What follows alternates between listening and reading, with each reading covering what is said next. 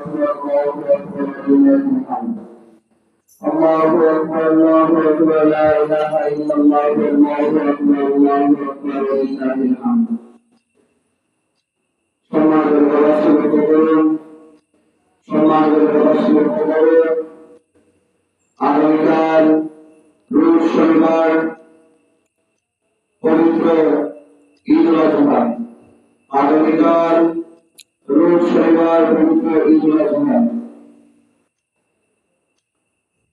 পবিত্র ঈদ উল আযহার জামাত আগামীকাল সকাল 8টার সময় মকরমপুর শহীদ ময়দানে অনুষ্ঠিত হবে। আগামীকাল ঈদের জামাত সকাল 8টার সময় মকরমপুর শহীদ ময়দানে অনুষ্ঠিত হবে।